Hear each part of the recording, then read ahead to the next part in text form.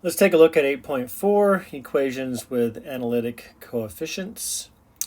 So recall that an analytic function is a function that can be expressed as a power series. So that's essentially what we're going to look at, are coefficients that can be expressed as power series. We'll look at kind of simple stuff. This will just be like polynomials and stuff like that. So first theorem, theorem 5 says, suppose x naught is an ordinary point, meaning you can, like it's not singular basically, for the equation y double prime of x plus p of x times y prime of x plus q of x, y of x equal to 0, excuse me, then 1, the equation has two linearly independent analytic solutions of this form. Okay, so it's based. So this is another existence theorem. We don't look at the proof at this level, but essentially they describe what you do. You basically construct this power series from the functions, and I'm sure it's kind of involved, but it's not in this book. So so we'll look at one example like that and see how that works.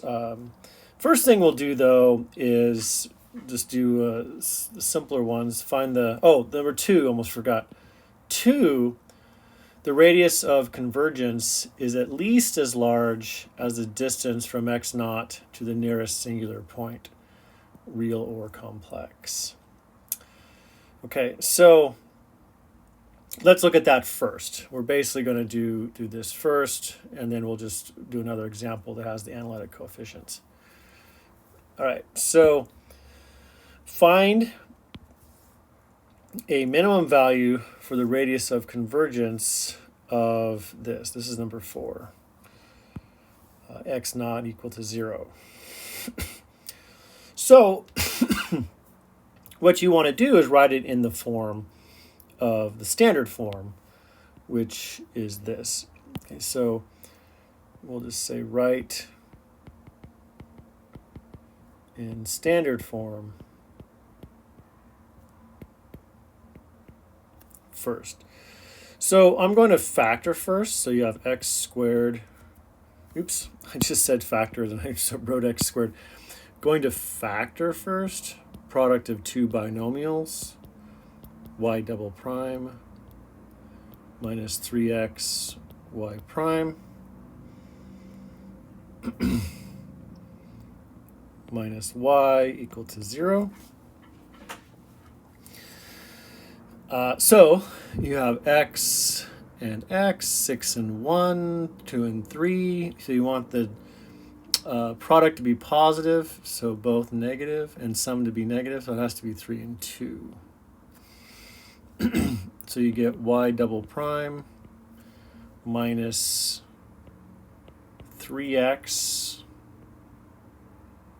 over x minus 3, x minus 2, y prime, minus y equal to 0. So the singular points are what? So singular points would have to be 3 and 2, clearly because of the denominator. So 3 and, oops, that's too large there. You get the idea. And so then those are real, so you just look at the distance from 0. So what's the smallest one? So therefore, the minimum would be the 2. So the minimum radius of convergence from 0 is 2. So that's really all you have to look at. Okay, let's look at another example. This one turns out is quite long, so I'll get it started and going, but I might copy over a few steps because it's really just long and involved. You'll have to try to work it out as you go. So we'll do a kind of a hybrid on this one, I think is the best thing to do. It's basically a page in a little bit, so let's just see how far we get on this page, and we'll go on to the next one. So this it is similar. I don't know what problem this is. It might probably in the book, but I forget now. This is similar to example 3 in our book on page 446. All right, so find a power series solution, et cetera, et cetera.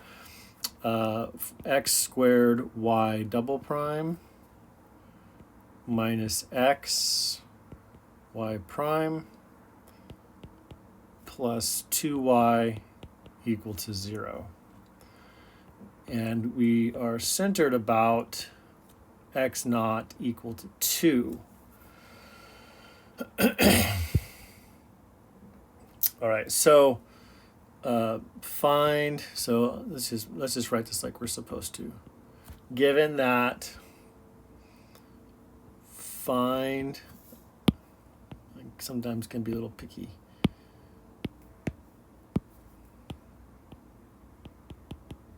Find a power series solution. We'll just say calculating, or I forget how it puts it exactly. So just for the first 4 non-zero terms.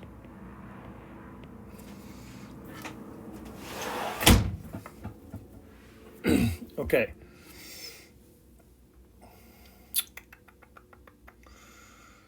So, first thing you want to do is write it in standard form. Okay, so write, let's change font on that just for the fun of it. So write in standard form.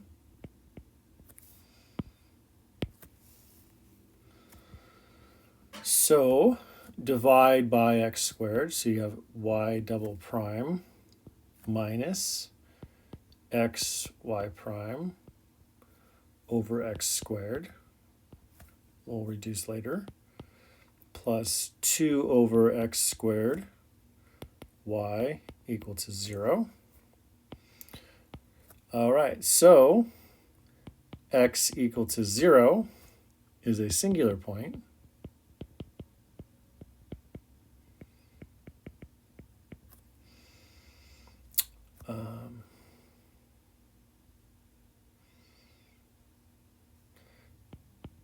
X not equal to 2 is an ordinary point then. So in other words, we can expand around that point.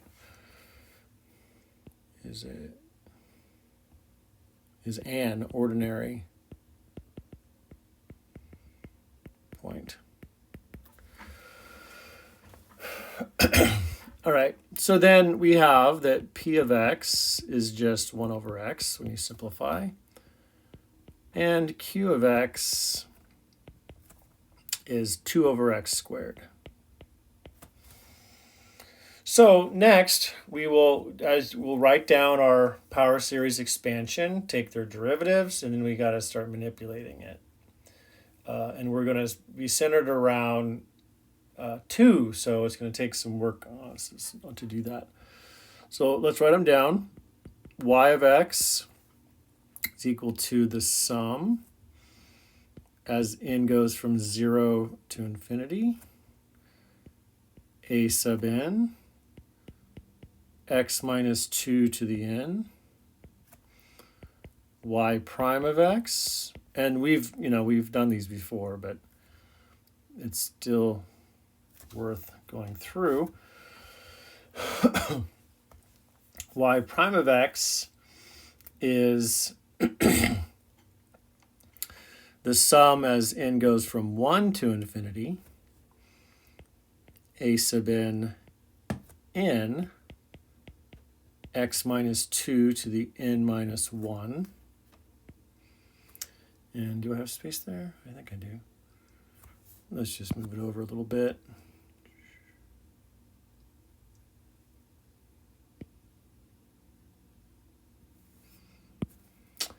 And y double prime of x is equal to the sum.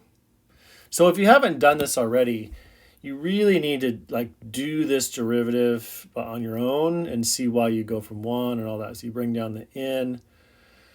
Once you bring down the n, you put an n as 0, so you don't start at 0. Anyway, the first term is 0 if you start at 0. So things like that you need to see on your own. Okay, so now same thing, second derivative, you go 2 to infinity. And I'm just organizing my work here a little bit. And you have a sub n times n minus 1 times x minus 2 raised to the n minus 2. Okay, so then we want to take those and substitute into our function. So we're going to take that, each of these, and we're going to place them here. Here, let's color code that for fun. Why not? You know, it's one of those nights, I guess. Okay, so that's going to be substituted right here. And then this one is going to be substituted for y prime. This should be pretty clear to you. Well, I guess so at this point. And then we'll do pink. And then this guy is going to be substituted, so the y double prime here. So we're going to now have x squared and x to deal with as you simplify things. So to give kind of justification or rationale for the next substitution, we're going to need to deal with that x squared. So we're going to do a substitution for the x minus 2 so we can handle that x squared, and it gets a little messy.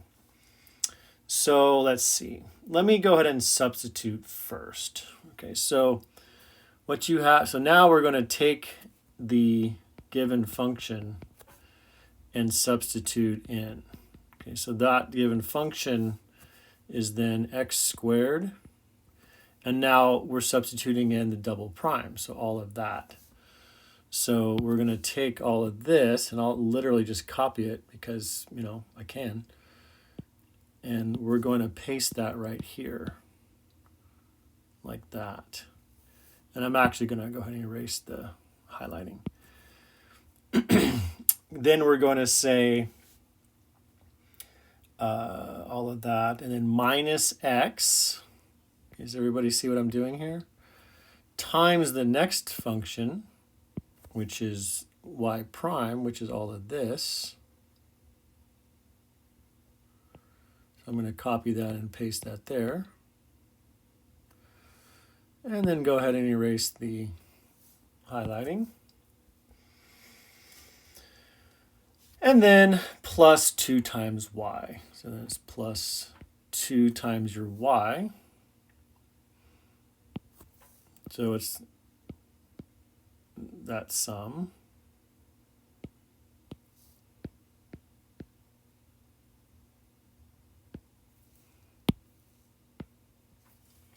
Okay, so it looks like that.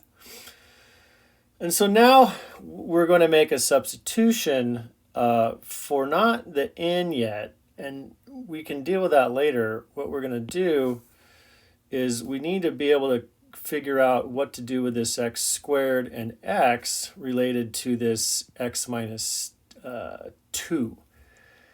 So to do that, and because this has a power of n minus 2, it's actually really tough to work with. This and this is tough to work with since that's a power of n minus 2.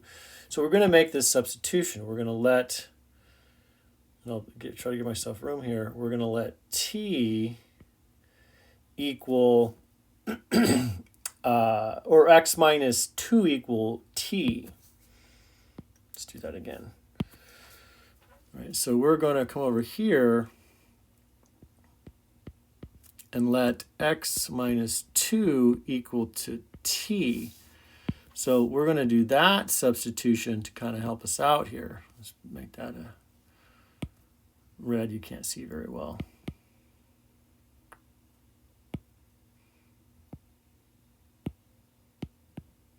There we go, like that better. Okay, so then that'll help us be able to manipulate the summations better. All right, so then you get this is equal to, and we're going to have to use multiple steps eventually because it gets kind of long. But that's now equal to, so, oh, well then you solve for, I wrote a 2 there, sorry about that. That's a t. And so x is then t plus 2.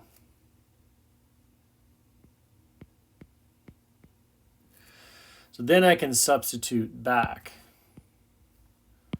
Okay, so we get, oops, let's change colors.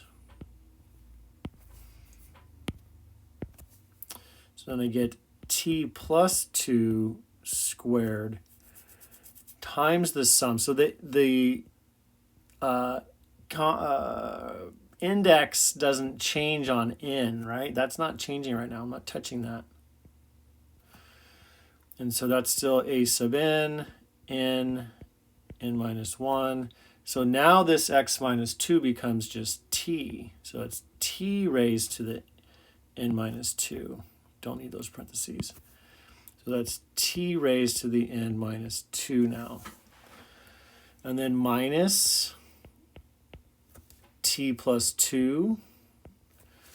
And then the same sum as n goes from 1 to infinity. A sub n t raised to the n minus 1. And then plus 2 times the sum as n goes from 0 to infinity. A sub n t to the n. Okay, so now expand.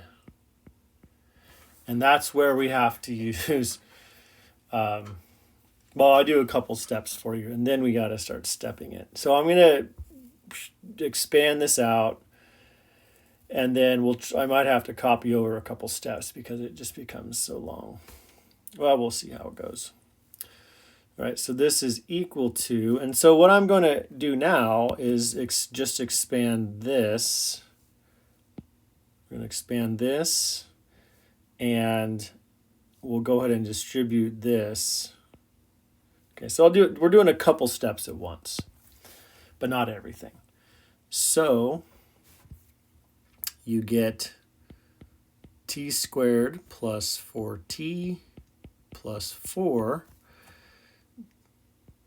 And yes, we are going to have to distribute this entire summation into each of those terms to simplify it.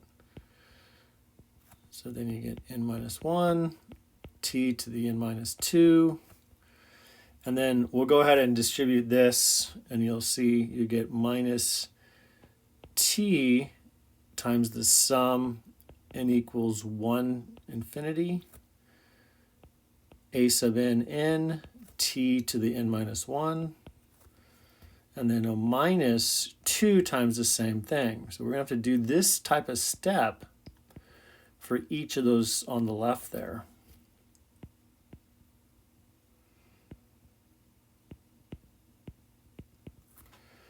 Okay, so, and then plus 2, and then the sum, 0 infinity, a sub n, t to the n. So next, we want to take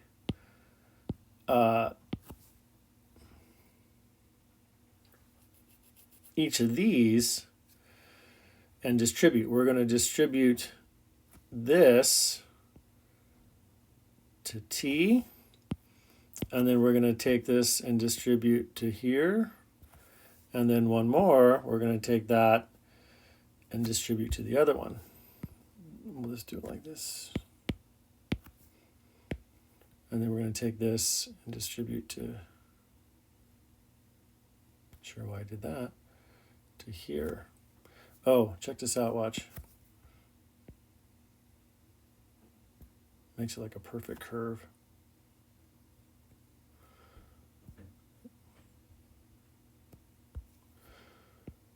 Okay.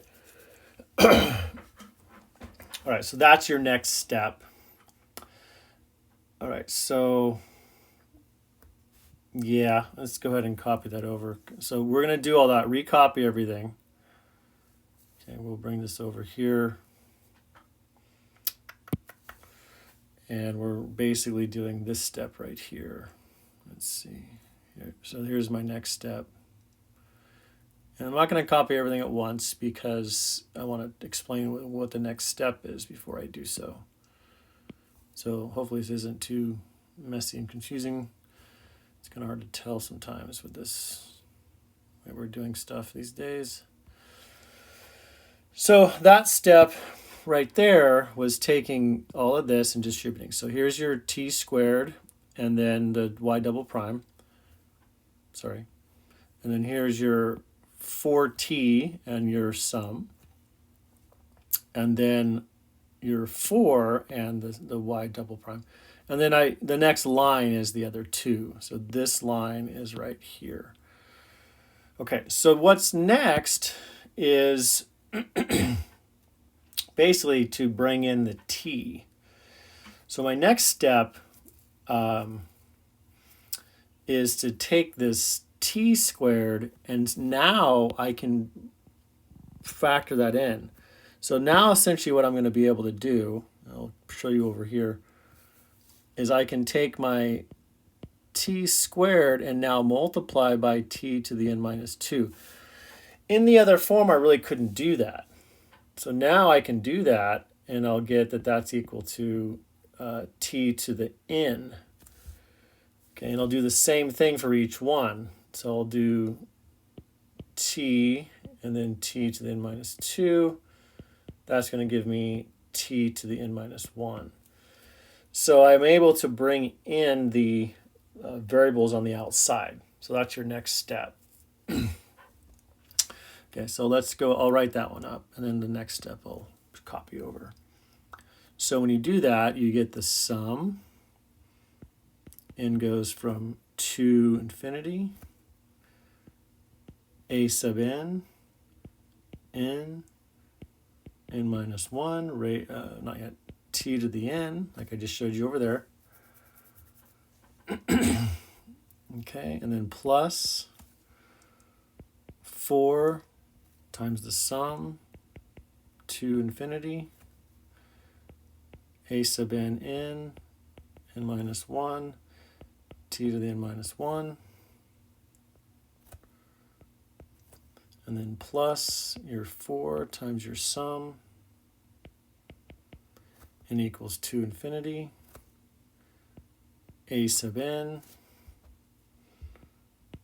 times n minus 1 to the, and then that's t to the n minus 2. Okay, and then we'll say, got to bring down a step for the next term, so we'll do the next one below here. So it's minus, and then the sum, 1 to infinity, a sub n, t to the n. All right, so that's bringing that t in, bringing this into here, and then it just becomes t to the n.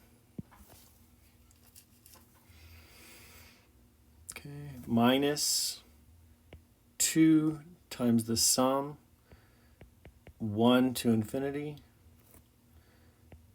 a sub n, t to the n minus 1, and then 2, sum 0 to infinity, a sub n t to the n equals 0. Okay, so next we're going to expand. So we're going to expand the series in all 6 terms. So we end up getting 4 terms. 1, 2, 3, 4. 4 non-zero terms. Expand 4 non-zero terms. So you'll go ...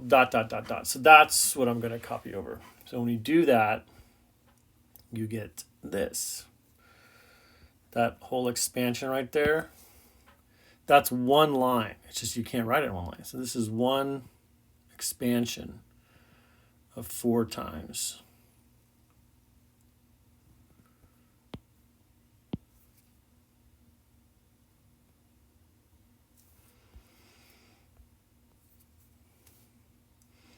Okay, so it's an approximation. I mean, you're doing the ...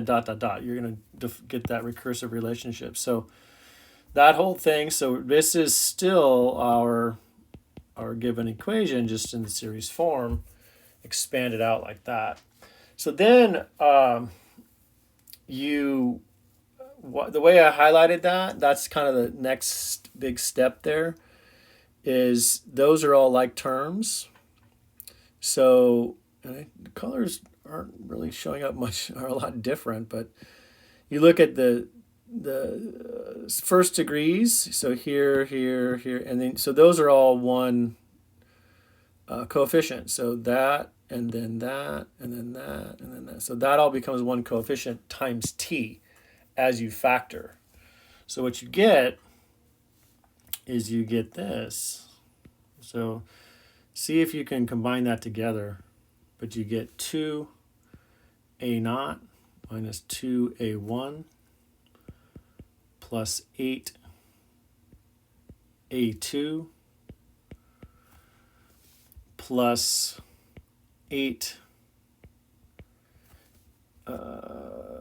Yeah, that's the, okay, then the rest is times t. Okay, 8a2 plus 24a3 minus a1 minus 4a2 t.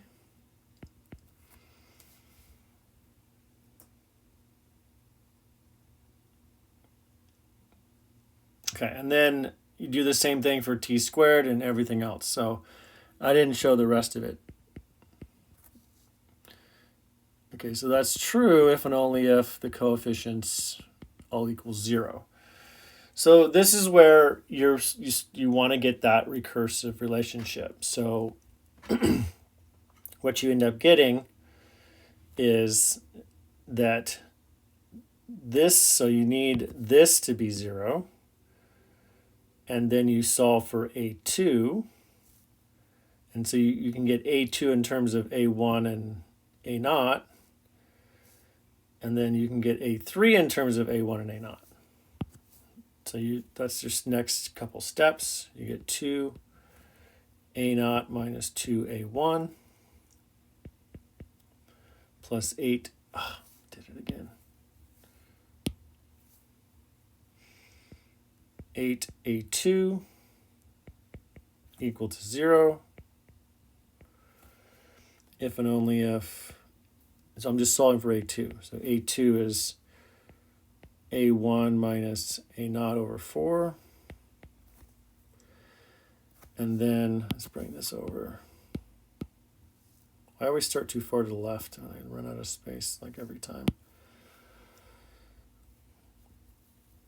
Okay, so then I get 8. So I'm doing the next coefficient, 8a2 plus 24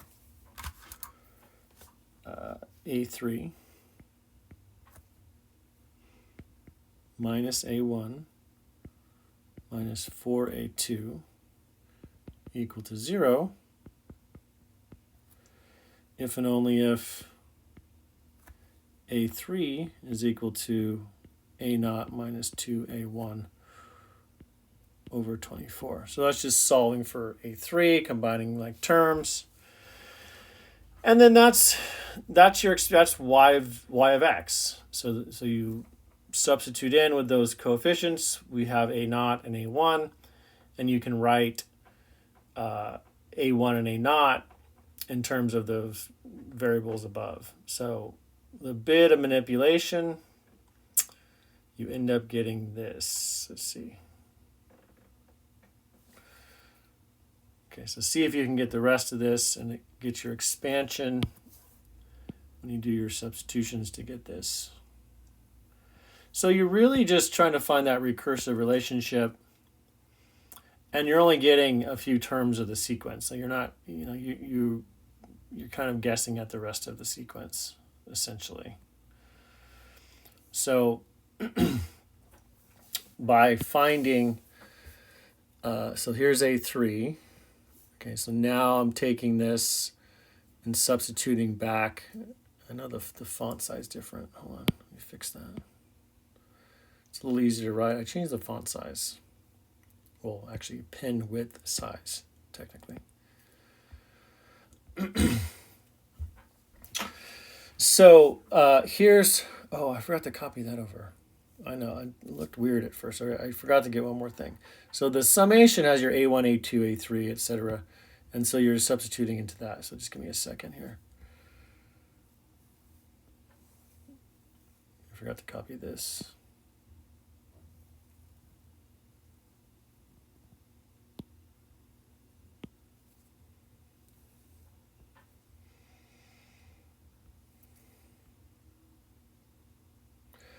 So there's your y of x, your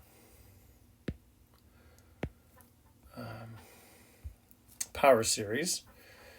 These are your A1, A naught, A1, and then A. So now you're getting the recursive relationship for A2, A3. So here's A2 in terms of A1 and A naught.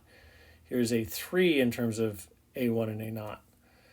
Okay, so you can, this doesn't, the way this one's written up, it's not really even defined as a recursive relationship. You're just saying it's like one or two steps of it, and that's good enough, right? You're trying to figure out what that would look like. So now you're substituting into your coefficients. Here's A naught, A1, here and here. Okay, and then the rest is just going to be expanding it. So now once you expand this and expand this, collect like terms, then you can factor out your A naught and your A1. So there's your two solutions, basically. So you have this form is one solution, and this form is the other solution, going back to Theorem 5. The key really let's go back to that. The key really is that it's just an existence theorem of the power series. Okay, so that one is quite long. These are kind of tedious, but it's important to see how these solutions can be done in terms of power series, because it's the power series that stuff is actually calculated. Those are what you use for the calculations usually when you get tables or anything like that. It is some sort of series, especially in the past when you did stuff.